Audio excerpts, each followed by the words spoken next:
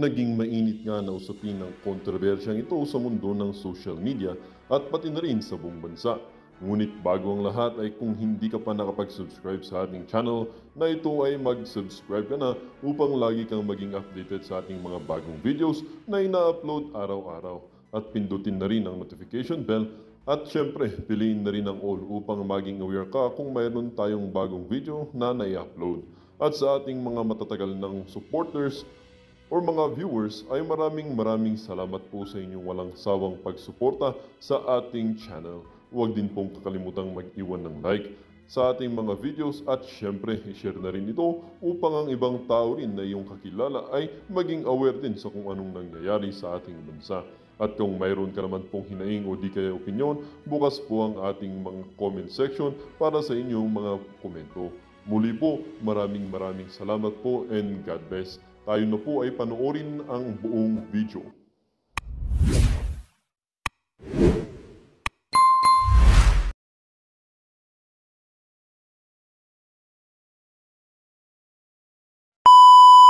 No?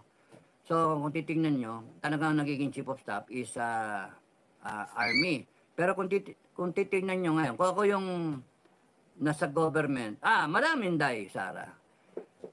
Palaki mo yung Navy at saka yung Air Force. Palakihin mo na yung contingent. Para anyone dyan pwede mag-chief of staff, Air Force saka Navy. Kasi being an archipelago, dapat yung mga Air Force natin o kaya yung Navy talaga ang chief of staff, hindi yung Army. Kasi masyado tayo na involved sa internal security. Ang nangyayari, nagiging focus natin is land warfare, internal security. Kaya ang mga chief of staff natin, usually panay Army, kakasawang Army. I am an Army man, pero I'm looking at it from a holistic na point of view. Ang kinakailangan, kung ano yung dating ng panahon, yun yung chief of staff natin. Or,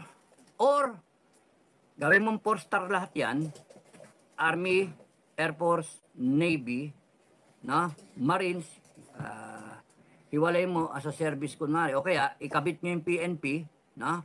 Kabit nyo, 4-star din. Army, hindi, maganda yung Marines, i-separate nyo na eh. I-detach nyo from the Navy. Mag-coordinate na lang sila. Kasi iba naman yung barko hawak eh. Iba yung baril yung hawak eh. First wave atake, yun yung Marines eh. Yan yung mga sila Orlando de Leon, no?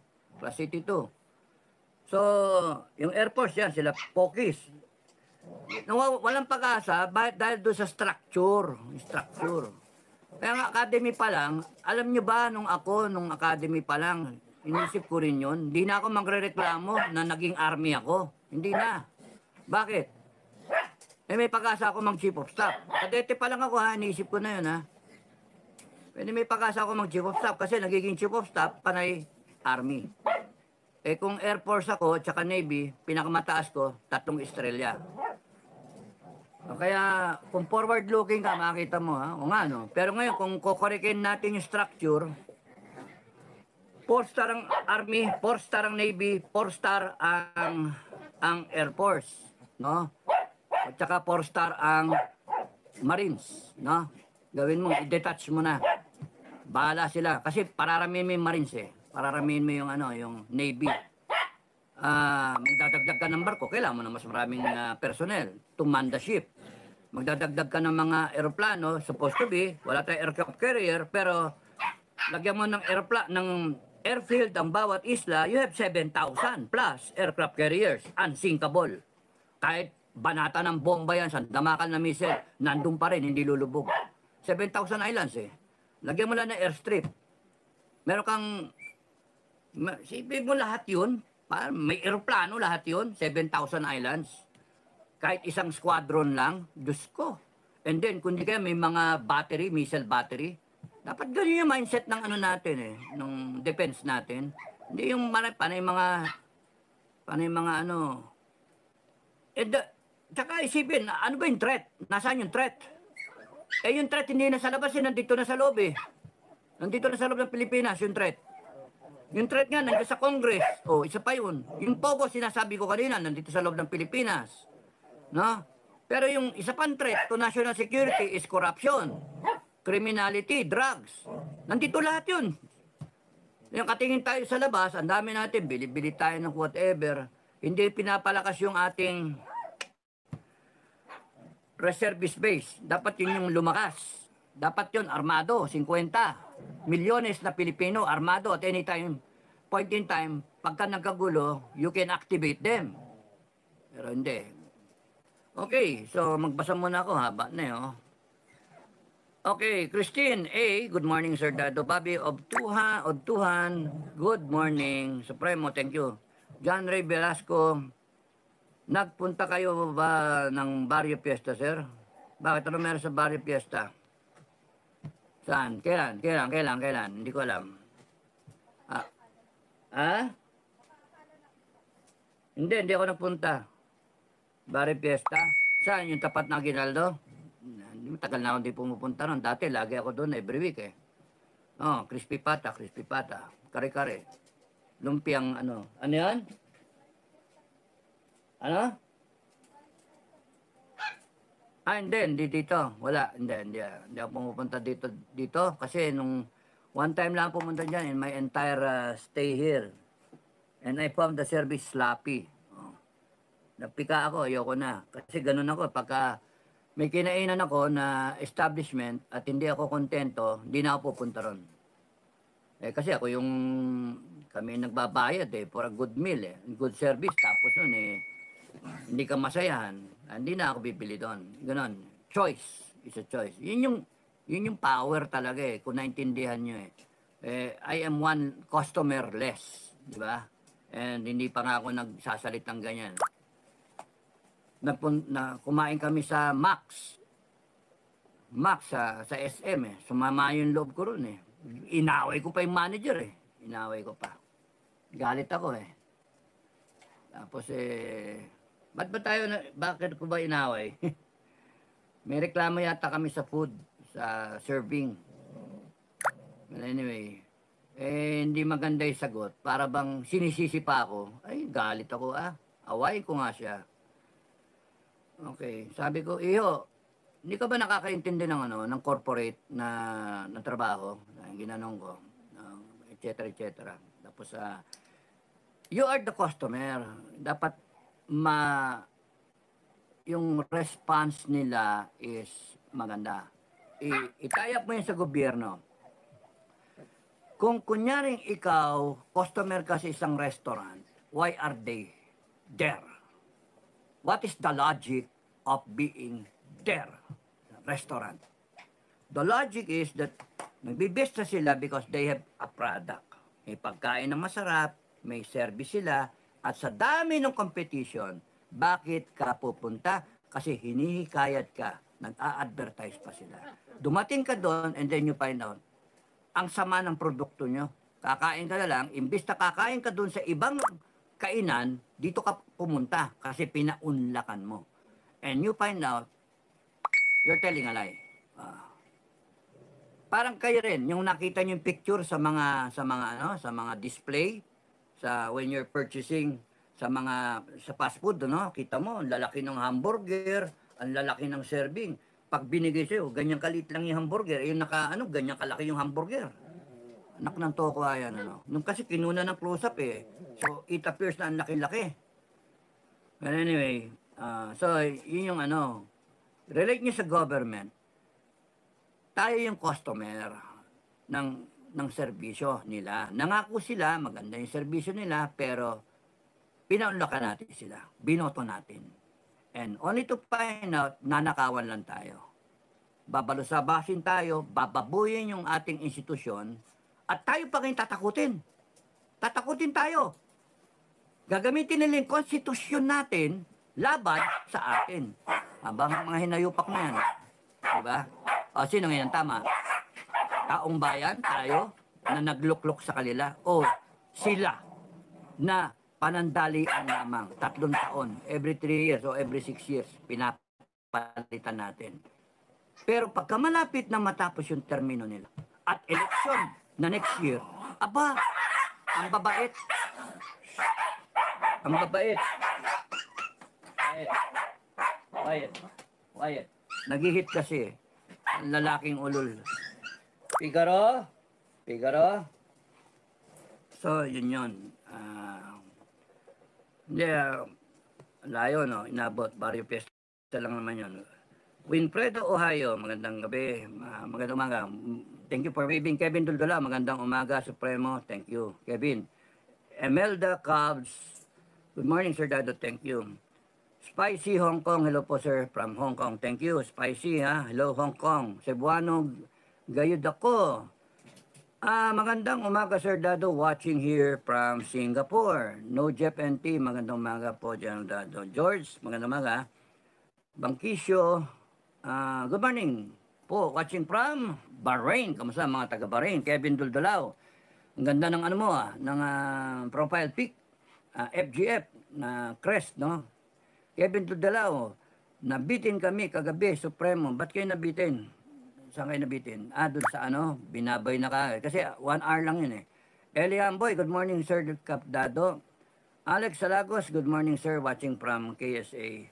Jaime, good morning, Sir Dado. Kamusta ang KSA, no? Alex Alagos. Good morning, Jaime. Kaloy, Meting, kamusta ka? Supreme, maraming salamat, Kaloy. Master Hilwa. Good day, Sir Dado, watching from... Hindi ko makita, maliit masyado. Saan to? Itong plug mo. Sorry, hindi ko makita. Jing Onciano, good morning, Captain Dado. Thank you, Jing. Roland Cordero, good morning, Sir Dado, from Auckland, New Zealand. Christine A, always watching here from Hong Kong. Ingatan po lagi ang sarili. Kailangan ka po ng tamban. Thank you, ha. Thank you sa well-wishers, no? Tsaka sa pangadasal ninyo. Okay, ang topic natin ngayon, naglagay kong title. Nasaan na ba? Ang ilalagay kong title ay, ano ba magandang title? What to expect? Okay, what to expect? Yan na muna. Wala palang live, oh. wala yung live, eh. So, Roland Cordero, good morning. Sir Dado from Auckland, New Zealand. Kamusta sa mga taga-Auckland? Meron akong kamag-anak dyan, eh. Christina A, always watching here from Hong Kong. Ingatan po lagi ang sarili, kailangan. Thank you, Christina. Bobby of Tuhan. Supremo, pinarusahan na pala yung PA Mayor na humingi ng relo, balita sa GMA7 at vlog din kagabi ni Jojo de Guzman. Ano masasabi nyo sa nangyari? Okay. Yun, what to expect. Yun, maganda yan. What to expect. Nasulat ko yun, eh. Okay. Ito, lang ayusin ko. Baka makalimutan ko yung title, isulat ko na muna, no?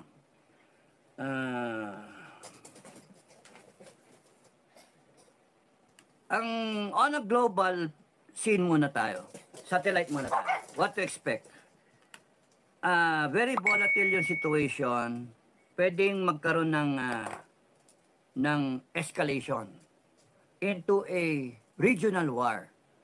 Pagka nagkaroon ng regional war, ma-involve yung, madodraw in yung superpowers, China, Russia, US. US muna eh. Pag pumasok ang US, and then nagkaupakan, siyempre, pwedeng pumapil ang Russia. Pero nandun siya, busy siya sa Ukraine with NATO. Pero doon mismo, pwedeng magkaroon ng nuclear exchanges, no? Kasi pagka napiko na yung Russia, so gaganti naman yung NATO. So doon talang volatile na yung situation doon. Isang gagong general lang yan. Isang gagong general o isang gagong pinuno. Dito naman, sa Israel, ganoon din. Pwedeng magka-upakan yan. Kung sabay-sabay ngayon itong mga kalaban niya na upakan siya sabay-sabay na ganyan, Israel, by human act, a natural act. Tao lang eh. Ganun ba? Survival, pinag-usapan. Kaya yung survival instinct might kick in and then, boom, wala na, ina nyo, lahat. Kung meron akong 100 na nuclear weapons, ilan lang ba kayo nakapaligid sa akin? O, tapatan ko kayo lahat. Tapos kayo, may nuclear submarine siya. So, anytime. Pinipigil siya ngayon. Pinipigil siya ng mga superpower. Siyempre, isipin ng Israel, hindi naman kayo nagigiba, hindi naman kayo nasisira, kami. Hindi naman kayo namamatayan, kami. Di ba? So, in the final, ano dyan, pwedeng mapilitan ng Israel because of survival na as a people. Ngayon, kung sagutan sila, tapang-tapang, pwedeng mag-bow down yung isa at matakot. No? May pressure din eh. Kasi pagka yung mga allies ng Iran, pwede ba tumigil ka na, hinayo pa ka? Madadamay kami. Yung gano'n ba? Kasi ano yan eh, yung volatility at saka yung peer pressure, etc. No? May play sa lahat ng nangyayari. Dito sa atin, North Korea nagpaparamdam na eh sa South Korea. No? Pwedeng magsimula yan. Pwedeng ano yan yung North Korea eh. Buyuhin ba? Na upakan mo. Pero siyempre, takot din yung South Korea kasi maraming nakatutok sa kanya. Kaya nga magulo. Yung atin, pwedeng tayong maupakan. Dahil sa West Philippine Sea, at saka sa dami na ng pogo rito na hindi mawala-wala, ewan ba, bawal na raw yung pogo pero ba't nandiyan pa? O baka pinapalitan na ng pangalan o nag-change over of beneficiaries. Hindi natin alam eh. So, kasi yun yung problema pagka meron kang corrupt na gobyerno. Yun yung problema. Hindi mo mapagkatiwalaan. Okay? So, on a global. Now, what to expect? Yung pagsasalita ni BP Sara, ni Inday, tameme lahat eh, no? Tameme lahat. Okay. Sa akin, ang sinabi ko nga nakaraan, you expect na magkaroon ng political realignment. Okay. Now, correct. Correction. Number one that you should expect change. Yan, sure ako doon. Magkakaroon ng pagbabago. Na? Kasi nakikita ko na the way I see it, expect change. Nagsalita ang Inday Sara, tameme silang lahat. Na ano sila eh, na ganun sila. Nanginginig sila. At tapos nun, sila mismo, kokosyonan nila yung isa't isa. O hinay-hinay lang. Baka maano tayo, mayari tayo, matapos tayo, yung ganun. So, yung administration ngayon, ang gagawin niya, sa tingin ko, ang gagawin niyan is, kung natatakot ka sa pagbago, change over ng command, change over paabutin mo ng eleksyon. Na kailangan umabot tayo sa eleksyon, 2025. Kasi pag umabot tayo sa eleksyon, mas lalakas tayo. Another set ng senators yun, na kung madadaya natin yan, may pera tayo eh, kung madadaya natin yan, kontrolado natin yung Senado. Ma-impeach natin yan si Sara. Hinay-hinay lang. Di ba? So, tama na yung pautik-utik natin. Wala na yung SMNI na yan. Nakakulong na si Pastor Kibuloy. Tatakbo, pero wala yan. Matalo yan. Yung ganun ba? Kasi, nasa atin naman yung control ng lahat eh. No? Tapos nun, that is the how they will be thinking. Kasi, overconfident sila eh. Hawak pera nila eh. Nahawak nila yung pera ng taong bayan. At alam nilang tanga ang Pilipino. Yung mga nasa ilalim. Tanga. Oy, tanga daw kayo. Mga namasa. Masang Pilipino. Kasi dali yung bilhin eh. No? Magpaunlan sila ng 2 billion o mga 2.5 billion sa 2025 na kinulimbat nila sa atin. Nag-ipon sila. Meron silang war chest. No? Dami silang bala. Itong mga Duterte, wala silang bala.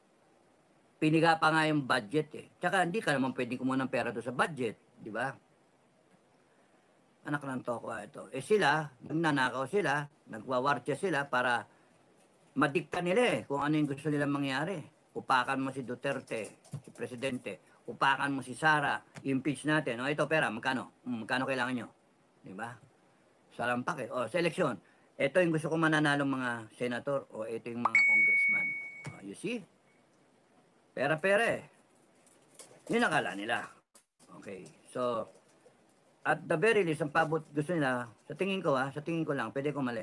Paabuti nila ng 2025. Yan. Para makonsolidate lalo nila yung forces nila. Okay. So, sigurado tayo magkaroon ng pagbabago. Yun yung tingin ko naman. Kasi tumatayo ng Inday Sara, nagsalita na yung pagsalita niya, it will add confidence. Kasi nakita niya yung reaksyon. Ano ba? Wyatt. Bigyang malutong. Ikaw, isa pa. Tama na. Figaro kami. Tama na. Yun yung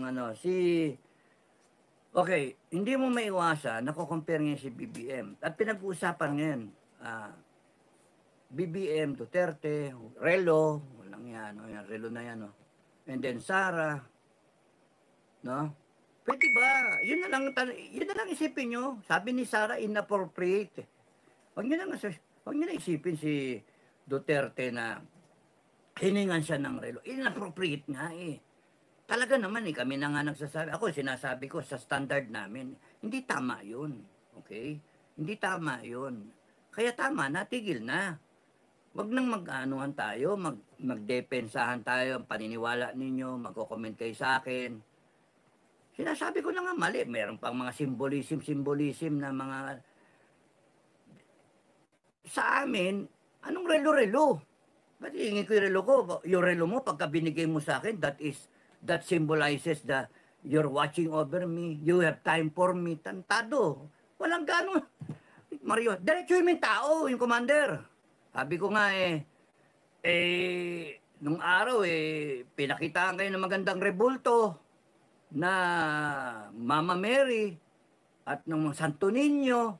Ay, yung aming mas maganda, kita nyo, 300 years. Mahigit, 300, ilan yun? 333 years ba? Na tayo na under sa Spain. Tapos naubos tayo. Inanakan tayo na inanakan. Bago, binta lang tayo sa Amerikano. Kasi nga, ang hilig natin sa symbolism. That's bullshit. Yun ang hirap sa Pilipino, kaya tayo gago kaya tayo naiwanan. Kasi marami tayong ek-ek. Kung meron kayong gustong sabihin, diretsuin nyo. Mali naman itong bata, diniretso niya, pwede bang hingin yung relo? Kasi nga yung symbolism daw ng relo, yun yung batong ng mga nagko-comment I have your watch. May I have your watch. Hindi naintindihan yung presidente, mababa IQ. Tama na, huwag nyo lang i-justify. Kasi simple lang yan. Inappropriate, sabi nga ng vice president ninyo Inappropriate. Ganun lang. Ba't mo justify yung kikikilan mo yung presidente ng Pilipinas? Di ba? He was taken aback. He was surprised. Ba't ganito to? Tapos meron pa sabi si Malu, political analyst, love you Malu, tikiya, lagi niya pagkakinggan niya si Malu, magaling din yan. Sabi nga niya, nagsimula pa raw kay yung pagbigay na relo kay FBR daw, panahon ni FBR. Regardless kung nagsimula pa yan nung tatay ni Marcos, regardless. Kasi ang punto, you do not ask for something na hindi ka entitled. Sinasanay mo yung mga bata ng isang mali. Sinasanay mo ng mali. At makakalakihan. Hindi tama. Huwag mong kukonsintihin ang isang mali. Okay. Yan. Anong yung repercussions niyan? Okay. Isip kayo. Ang nakikita ko, what to expect, is gagamitin ng administration yung mismong relo na yan, para upakan nila yung bata. Sige, pinarusahan ng araw Pinaparusahan na yung bata. So, the admin will punish, yun ang dating will punish the young lieutenant No? And then, to show, I'm presidential. I'm the commander-in-chief. I have control. I am a strong leader. Because sa banat ni BP Sara, gusto niya putulin yung ulo kasi nga yan ang mga magdedepensa sa atin. Wala kang empathy, wala kang pinaya mo, etc. Hindi mo pa binigay relo mo. Gusto ko i-offer yung relo ko pero inappropriate nga eh. Baka ma-insulto pa, etc. etc. Kaya nga, they will play with Sara Duterte's story about the watch. Yan eh. At the expense of the lieutenant. Why? Kasi ang thinking ng mga nakapaligid kay BBM, na sa tingin ko, pwede akong mali. Kung ayaw niyo maniwala, okay maniwala. Ang thinking ng mga nakapaligid, kasi may mga sign may sign na pinaparusahan yung bata. Nagurgur ako. Ayan, pawala-wala internet. Yun yung sasabihin. Kung hindi ka nagsalita, Inday Sara, yun yung mga banat nila. Yan yung mga magiging, you expect that. Kung hindi nagsalita si Inday Sara at hindi nagpaka-psycho, sira ulo, nagpakasisa, yun yung mga banat dyan nila, ay hindi mamalasin yung bata. Nakagraduate na nga eh. Dahil sa nagsalita ka, para itaas mo yung sarili mo at i-divert mo yung attention doon sa investigasyon ng Kongreso, ayan, minalas yung bata. Kinakailangan yung parusahan, etc. At kinakailangan aksyonan ng presidente ngayon kasi siya yung presidente, he is strong, etc. And they will pin the blame on Sara. Yun yung storyline. Expect that na mangyari. Kung sinisimulan ng parusahan yung bata, ewan ko kung ano extent ng hindi pa ako nakapag ng balita. Sinabi nyo lang, pinaparusahan eh. So I would assume, indicator yon na yung bata ay palalabasin nila, kundi dahil kay Inday Sara, nag-ingay si Inday Sara, tahimik sana yung bata, walang kaso. Why are they going to do that? So that gusto nila yung klase ng PMA nung nag-graduate na in 2024, magalit kay Inday Sara. Yan yung utak nila eh, sinister eh. No? Para magalit kay Inday Sara. Kasi yung salita ni Inday Sara, bago kita pugutan ng ulo, no? I-imagine ko, gusto ko sabihin muna sa pagmumukha mo, yung bata na yan, no? Yan yung mapuputulan ng daliri, magpapakamatay sa West Philippines, yan yung magdedepensa sa bansa natin. Ang effect nun, here is somebody, a vice president, who is concerned sa mga sundalo. So, kinakabahan ngayon yung Malacanang. Kasi baka mag-polarize yung mga sundalo, lalo na yung men in uniform, men in ranks, mga sundalo, no? At saka junior officer. Ito yung dito kami magpakamatay kay Inday Sara. Which is, pagka nangyari yun, mag-polarize yung lower echelon ng armed forces, kumampi dito kay Inday Sara, delikado sila. EDSA 1 yan, ang labas. EDSA 1, nahati eh. Ang natira kay Marcos, senior, panay general. Nasaan yung mga junior? Wala na. Nagkudeta na, nandun kay Ramos lahat. So all it takes is one general, isang general na active, na magdeklara. Susunod lahat sa kanya. One respectable general in the armed forces now. Because yon ang nangyari sa AFP. It wasn't enough a colonel, Lieutenant Colonel Honasan. Although Honasan at that presented everything that is ideal sa Long Gray Line. At sila ang mga, at that time, battalion commander, mga Lieutenant Colonel. At yung mga class 71, sila Honasan at that time. 71, 70, Bear, doon sa Malacanang siya, yung anak. No? 71, Honasan, the whole class supported Honasan, the first captain at that time. They supported Honasan. And then, 73, 74, 75. Oh, 75. Yung first captain na 75, na naging ambassador, si Noe Wong, supported o nasan? And then 76, 77, yeah, 78, 79. 78, company commander. CO ko, 78. Yung 77, si Pabustan, CO ni Bert Caldeo. Second company, Ranger Company, Cagayan Valley kaming dalawa. Isang Pabustan na US Ranger at isang Detabali, 78, na US Ranger na mga CO namin. At kaming dalawa ni Bert Caldeo, 83. Nandun na kami, involved na kami. You see yung hati, kahit sino pang general, maiwan wala nang tao Yun yung nakatakot sila. Kaya, they're going to try to make the life of that kawawang lieutenant miserable. No? And then pin the blame on Sara Duterte. Yun yung akala nila. Because, kaya ako nagbablog Kayo makatinyente, marunong kayong mag-isip, di ba?